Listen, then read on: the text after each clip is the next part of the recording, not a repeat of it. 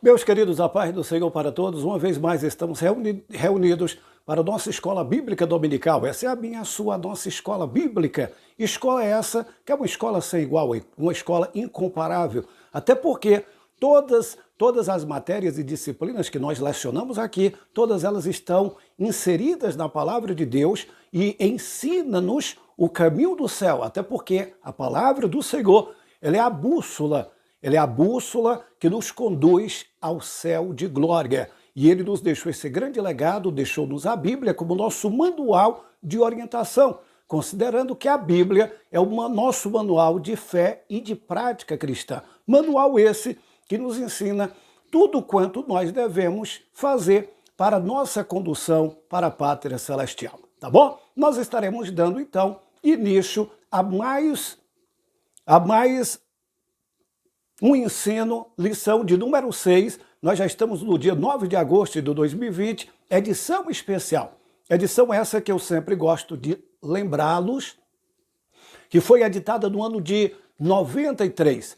Foi comentada pelo saudoso pastor missionário Eurico Bechstein, de saudosa memória, que nos deixou um grande, extraordinário legado, um grande expoente articulista da palavra de Deus e nos deixou lições extraordinárias. Até hoje, ela reverbera para a glória do nome do Senhor. E nós temos aqui em nossas mãos o privilégio de estarmos entendendo um pouco mais da palavra do Senhor. Tá bom, queridos? Nós estamos na nossa lição de número 6, Neemias reconstrói os muros de Jerusalém.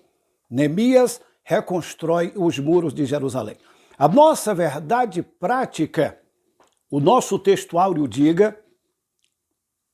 diz-nos assim: nunca mais se ouvirá de violência na tua terra, de dissolação, de destruição, nos teus termos, mas aos teus muros chamará salvação, e as tuas portas de louvor, conforme Isaías capítulo 60, versículo 18. A nossa verdade prática diz-nos assim: somente despertados podemos vencer qualquer obstáculo e realizarmos a obra de Deus. Queridos, isso é uma verdade que deve ser praticada. Até porque a sugestão da verdade prática é aquilo que deve se pôr em prática.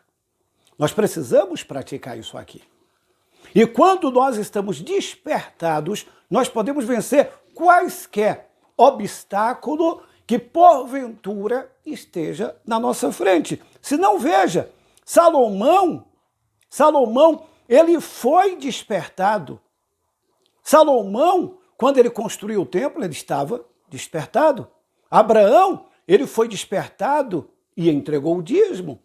A palavra do Senhor diz que ele entregou o dízimo a Melquisedeque, rei de Salém. Salomão edificou o templo.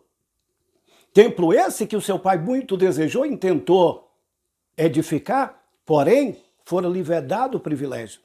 E a Salomão coube edificar o templo do Senhor, mas ele estava despertado. Abraão foi despertado. O despertamento dos samaritanos. O despertamento dos samaritanos, nós vemos isso em João capítulo 4, versículo 1 a 42.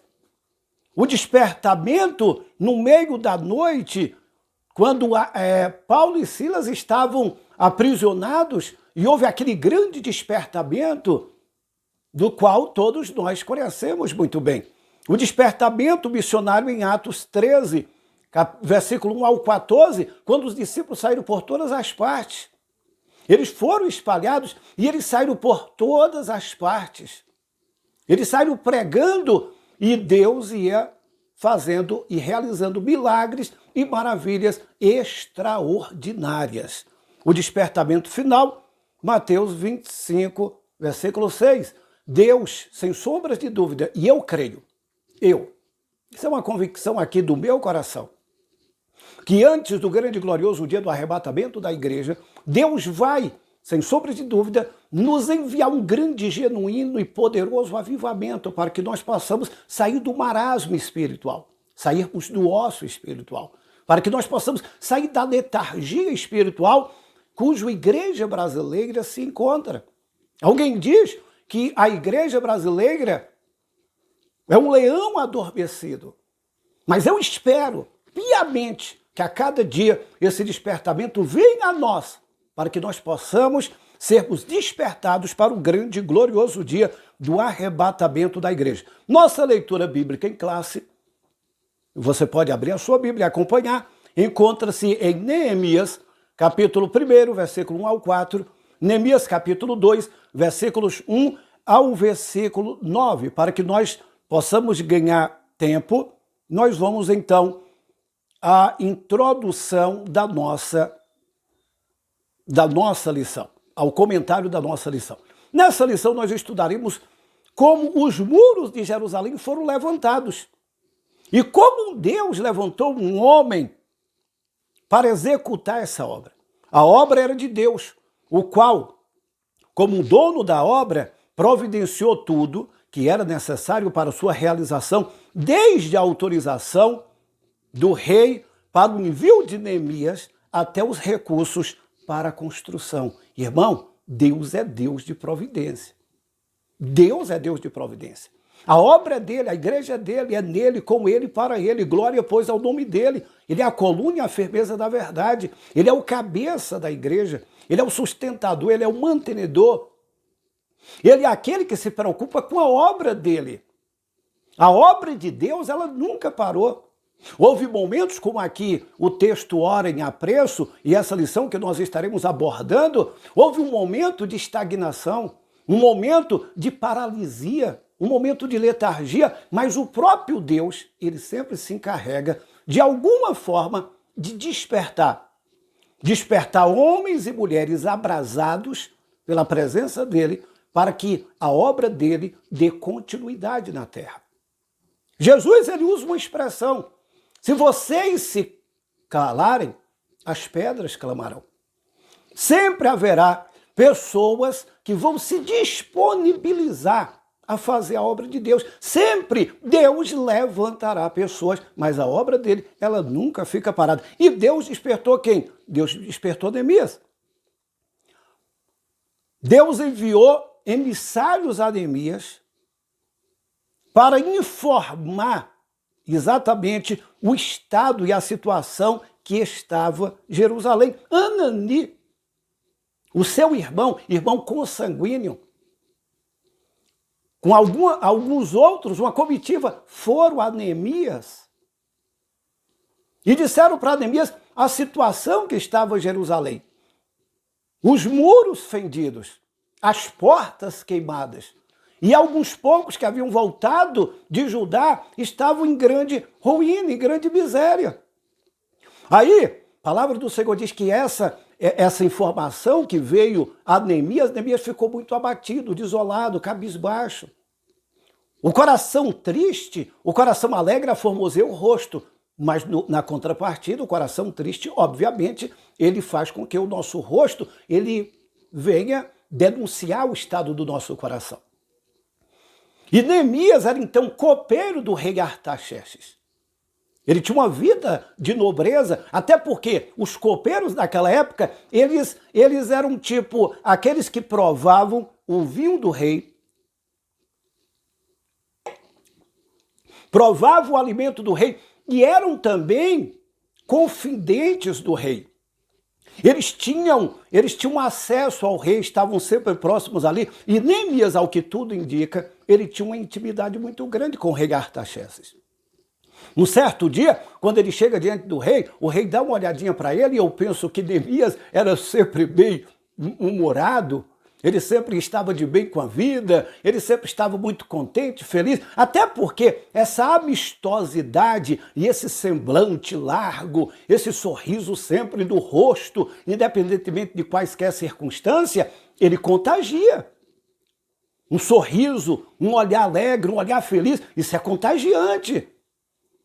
Mas o rei percebeu que Neemias estava triste e o rei lhe faz uma pergunta: o que está acontecendo contigo? Hoje você está diferente dos outros dias. O que acontece? Aí Neemias, ele parou, pensou, e houve o momento certo, porque Deus estava no controle. Quando Deus está no controle, irmão, ei, despreocupe, fique calmo, fique tranquilo. Fique sereno. Quando Deus está no controle, nada vai dar errado. O rei perguntou o que acontece. Ele diz, olha, rei, como é que eu posso estar feliz? Sendo que o meu povo, a cidade dos meus pais está destruída, os muros estão fendidos, as portas estão queimadas, eu não tenho como estar bem. Aprove Deus, queridos, aprove Deus. A palavra do Senhor diz que Neemias, ele foi orar ao Senhor, e ele orou desde o mês de abril, que é o mês de novembro para dezembro, a resposta de Deus veio exatamente no mês de abril, o mês de Nissan. Esse mês de Nissan, conforme Êxodo capítulo 12, versículo 2, era conhecido como o dia da liberdade, conhecido como o dia da libertação, o dia da redenção. E esse dia foi conclamado por Moisés para que ele fosse lembrado como o dia da redenção, o dia da liberdade, o dia do resgate. E Deus estava agora entrando com resgate, Deus estava agora entrando com providência. Não é interessante notarmos isso? Que exatamente no mês de abril, mês de Nissan, calendário judaico, Deus entra com providência. Deus fala ao coração do rei. O rei dá cartas aos governadores das províncias. O rei lhe dá recursos para a reconstrução dos muros e das portas de Jerusalém. Neemias, então, pelo fato daquela notícia triste que ele teve por parte do seu irmão, a palavra do Senhor diz que ele orou e jejuou. Orou e jejuou, e ele foi persistente, e a resposta veio. No mês de Nissan, a resposta do Senhor começou a vir à vida de Neemias, e Deus levantou Neemias de forma tremenda e poderosa. Deus respondeu às orações de Neemias, porque a palavra do Senhor diz que um coração quebrantado e contrito, Deus, ele não despreza, de hipótese alguma. Quando nós buscamos ao Senhor, Deus, ele traz a sua resposta. Queridos, a oração é tão tremenda, e você vê aí o resultado, a intervenção divina, o rei se levantando, o rei Artaxerxes se levantando para ser um veículo que viesse abençoar o povo de Deus, através de Neemias. Um dia perguntaram para um dos grandes e maiores oradores e pregadores e ganhadores de alma de todos os tempos, Moody, perguntaram para ele, quanto tempo você ora? A resposta dele foi, olha, eu não fico mais do que 10 minutos sem orar. Eu não demoro muito tempo em oração, porém, eu não fico 10 minutos sem orar. De 10 em 10 minutos, a todo instante, eu estou orando. Nós não podemos perder esse foco. Oração não é simplesmente dizer meia dúzia de palavras bonitas, ensagadas e preconcebidas, ou pegar um manual de oração. Não precisamos de um manual de oração. Até as palavras que nós colocamos muitas vezes sem sabermos, a Bíblia diz que o Espírito Santo do Senhor, ele intercede por nós com gemidos inexprimíveis. E as palavras que muitas vezes nós não sabemos pronunciá-las e colocá-las diante de Deus com boa ordem, como diz Jó, se eu soubesse onde encontrar o meu Deus, eu exporia ante ele e chegasse diante do seu tribunal, eu exporia com boa ordem as minhas palavras e colocaria diante dele a minha causa. Não precisa essa meticulosidade para falar com Deus. Palavras bonitas e ensagadas cabem muito bem num grêmio literário. Agora, falar com Deus, você pode chegar para ele como Neemias chegou. Neemias se derramou. A resposta de Deus veio. Aí Neemias, ele chega em Jerusalém. Neemias capítulo 2, versículo 7 a 11, Neemias chega em Jerusalém. Ele faz um levantamento real da situação. Ele saiu à noite. Olha as estratégias. Porque Deus, ele nos dá estratégias. Quando Deus nos levanta para um grande empreendimento, ele também vai nos dar as estratégias. Neemias, durante a noite, ele rodeia a cidade, ele anda por ali tudo, ele faz ele faz, na verdade, toda uma visão panorâmica do que havia necessidade na cidade, o que precisava de fato ser reconstruído, as partes que precisavam ser reparadas. Aí, a palavra do Senhor nos diz, queridos, e nos diz de forma muito categórica, que durante a noite, e ele ficou alguns dias sem comentar nada para ninguém. Ele não comentou nada, ele ficou em silêncio, ele não fez conhecer a ninguém o propósito do seu coração, mas ele deu uma olhadinha na cidade, ele percebeu tudo, ele fez um levantamento do que havia nessa cidade. Aí Neemias, ele inicia o levantamento do muro. O plano de Neemias, vê o capítulo 3. Dividiu as tarefas em partes, tendo cada uma parte simultaneamente, lado a lado. Havia pessoas encarregadas de levantar o muro ao longo de toda a extensão. Muitos deles edificaram pedaços do muro que haviam em frente à sua própria casa. Haviam também grupos encarregados de levantar entulhos, trazer material. O coração do povo se inclinou a trabalhar. Neemias capítulo 4, versículo 6. O coração do povo estava inclinado a trabalhar. Até porque Neemias, ele teve um projeto. Neemias, ele colocou o seu coração diante de Deus e ele chegou diante do povo e ele diz, olha, Deus me levantou, Deus falou comigo. Ele poderia muito bem continuar no luxo, no conforto palaciano. Ele poderia muito bem se poupar de uma viagem longa, uma viagem de aproximadamente 120 quilômetros montado a cavalo. Ele empreendeu uma jornada dessa, um esforço desse. Ele poderia muito bem continuar lá servindo o rei, morando no palácio, curtindo, vivendo a sua vida, mas não. Sabendo da situação, o seu coração se compungiu. E agora Neemias, ele monta um plano. Ele chega diante do pessoal e coloca, olha, nós temos um plano, vamos levantar os muros. E o coração do povo se inclinou a trabalhar. Ele dividiu tarefas, cada um, respectivamente, no seu lugar de trabalho. Quando nós estamos com o coração inclinados a trabalhar, nada resiste à força do trabalho. Pode vir a maior adversidade. Surgem os problemas, divisões, surgem perseguições, pessoas que muitas vezes se levantam, mas quando o coração do povo está junto, quando nós estamos juntos para trabalhar, a palavra do Senhor diz que o coração do povo se inclinava a trabalhar. Tanto é que de forma estratégica, imagine, queridos, toda aquela muralha ser construída e as portas reparadas, isso tudo foi efetuado em 52 dias. Ei, detalhe, 52 semanas são as semanas de ano, aproximadamente isso, 52 semanas.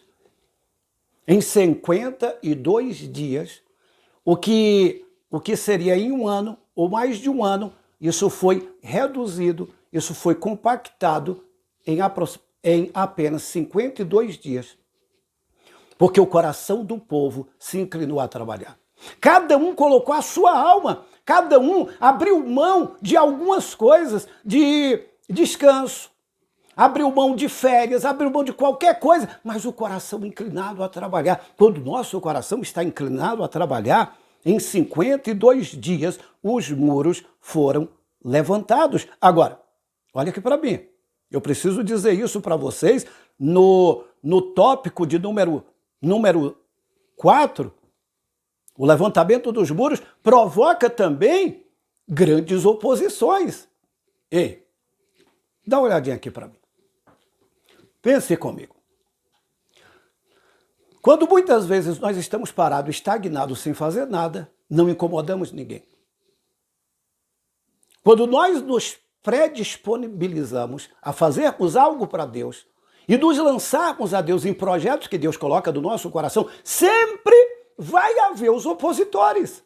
Sempre haverá alguém que vai fazer de tudo para te fazer parar.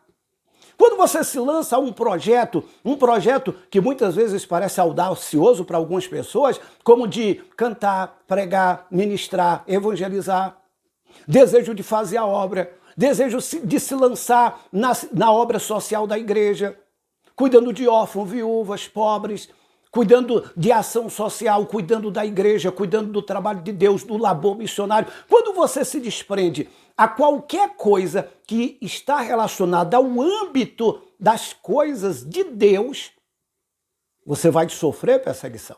Olha o que diz a Bíblia: aquele que quer viver piedosamente enfrenta tribulações. No mundo secular, corporativo, empresários e etc e tal, há embates, há perseguições, eu sei, inveja sempre houve, sempre haverá. Enquanto houver humanidade e enquanto estivermos envoltos do corpo do pecado, sempre haverá esse sentimentozinho que incomoda, inquieta muitas vezes, principalmente aquele que está nutrindo esse sentimento. Um certo dia fizeram um comentário: olha, o senhor parece que quer saber de tudo. Olha, então o senhor é o melhorzinho. Quantas vezes você não já ouviu isso? Quantas vezes você não já ouviu palavras do tipo: você é bajulador, você é bajulador de pastor, você é bajulador da igreja, você é isso. Ei, para de ficar dando ouvido àquelas pessoas que querem te paralisar. Porque quando você está paralisado, ninguém se incomoda. Você já percebeu isso? Que as pessoas se incomodam quando você se lança a um projeto, quando você sai do ócio, do comodismo, da letargia, do desânimo, e quando você se propõe fazer algo para Deus, sempre vai haver pessoas que se levantam. Quando Neemias, e é interessante que os muros, queridos, é um detalhe interessante, só um minutinho. Detalhe interessante que os muros ficaram paralisados 13 longos anos. Ninguém se dispôs. Você vai perceber que ninguém se dispôs a fazer coisíssima alguma. Quando a gente começa a estudar o livro de Neemias, Esdras, Ageu, Daniel, Esté, onde há todo o pano de fundo para as 13 lições que nós estaremos estudando ao longo desse trimestre, e sempre estará presente a pessoa de Neemias, Esdras, a pessoa de Zorobabel, em especial, estará presente praticamente em todas as lições. 13 longos anos, ninguém fez nada. Porém, quando Neemias, ele começou a reconstruir, o coração do povo está inclinado a trabalhar, ele tinha dinheiro, porque o rei lhe possibilitava isso. Ele tinha legalidade, legitimidade. Ele tinha a planta assinada. Ele tinha logística montada, material. Uns traziam material, outros levavam entulho, outros levantavam, reparando os muros, todo mundo engajado. Durante o dia, trabalhava com a colher e a espada na outra mão. Houve guarnição, houve proteção, 24 horas ininterrupta, dioturnamente eles trabalhando, com esmero, com sacrifício, com dedicação, porque aquele projeto era um projeto que glorificava a Deus. Aí houve oposição ferrenha. Sambalate, Tobias e Gesem se levantaram. Sambalate, rei de Samaria, Tobias, Gesem se levantaram ferranhamente para desanimá-los.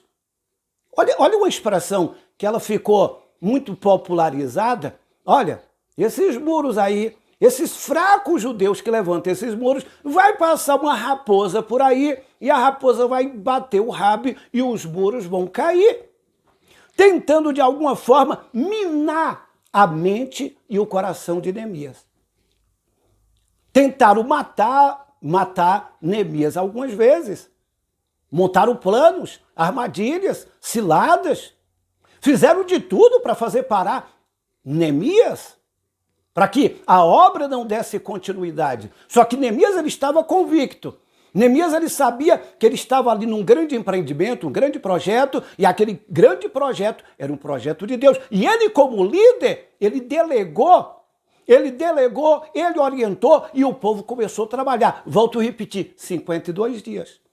Mas as oposições vieram. Deixa-me abrir um parêntese para dizer para você. Olhe bem para mim. As oposições virão. Os obstáculos surgirão. Pessoas vão se levantar de forma muito ferrenha. Você muitas vezes vai ser surpreendido com pessoas da tua casa. Pessoas íntimas, parentes, amigos, irmãos. Você vai ser surpreendido, talvez, por pessoas que você jamais esperou que fosse surpreendida no sentido de querer fazer você parar, te paralisar. Mas no nome de Jesus, levante a tua cabeça. O projeto é de Deus. A glória é de Deus. E aí eu me reporto ao que o apóstolo São Paulo ele disse, que o nosso galardão está com o Senhor para dar a cada um segundo as suas obras. Que nós possamos fazer e fazer de coração. E para finalizarmos, o muro foi solenemente inaugurado, tópico 5. E para a dedicação dos muros foram convocados todos os levitas a fim de dedicarem os muros com alegria, com louvor, com canto, com saltério, com alaúdes e com harpas. Neemias 12, versículo 7. Irmão, houve celebração, houve gratidão. Vem luta, mas vem celebração. Vem dificuldade, mas vem celebração. As oposições vão se levantar, mas a celebração virá. Ei, celebre ao Senhor em todas as tuas conquistas. Quando o teu filho passar de ano, quando você conseguir um emprego, quando você conseguir uma promoção, quando você conseguir qualquer coisa que Deus for agregando na tua vida, vamos celebrar, vamos ser gratos, vamos fazer festa, vamos agradecer. Independentemente das adversidades que nós estamos vivendo, independentemente dessa pandemia que assola o mundo dos povos, independentemente de quase 100 mil pessoas, infelizmente, só aqui no Brasil, vitimadas pelo Covid-19, independentemente de tudo isso, estarmos vivendo em um mundo imerso em lágrimas, dor, sofrimentos e tragédias. Pessoas, na verdade, que muitas vezes já não sabem mais o que fazer. Independente de tudo isso, nossa solidariedade, carinho, nossa empatia. E o que as pessoas mais precisam é isso. É olhar nos teus olhos, olhar nos meus olhos e não capturar um olhar seco, vazio, mas capturar no nosso olhar um olhar de humanidade, um olhar terno, um olhar de carinho, de solidariedade. Independente de tudo isso, de tudo que nós estamos enfrentando, nós não podemos parar. Nós precisamos nos levantar, é hora de levantar. Porque no meio do caos, no meio do conflito, no meio dos maiores problemas, é que os grandes heróis emergem. É no meio do caos que os grandes heróis, e nós louvamos, eu abro um parêntese para aqui já elogiar todos aqueles que estão direto e indiretamente no grande enfrentamento dessa pandemia, e eu creio, sem sombra de dúvidas, que nós sairemos dessa. A igreja precisa ser igreja. Nós precisamos fazer nossa parte, orar, jejuar, buscar a Deus, nos reunirmos dentro de todos os protocolos e medidas de segurança, mas estamos reunidos, buscando a Deus. Não é tempo de afastamento, não é tempo de paralisar, porque o povo ficou paralisado aqui mais 13 anos. Neemias começa a reconstruir, vem oposição, só que o Deus que estava pelejando com Neemias e por Neemias lhe deu vitória. O muro foi levantado, houve celebração e, por último, no sexto tópico, os muros trazem ensino simbólico muito importante. A Bíblia fala da salvação como muro. Os teus muros chamará salvação. As tuas portas chamará louvor, Isaías 60, versículo 18. E ainda, uma forte cidade te chama a quem Deus pôs a salvação por muro de antemão, Isaías 26, 1. O muro da salvação fala da divina proteção em benefício àqueles que abrigam dentro dele. Então a salvação, simbolicamente, é uma muralha que nos protege, que nos guarnece, que nos livra de salteadores. Porque uma cidade, quando ela não é murada, ela se torna vulnerável aos salteadores, aos ladrões, aos invasores.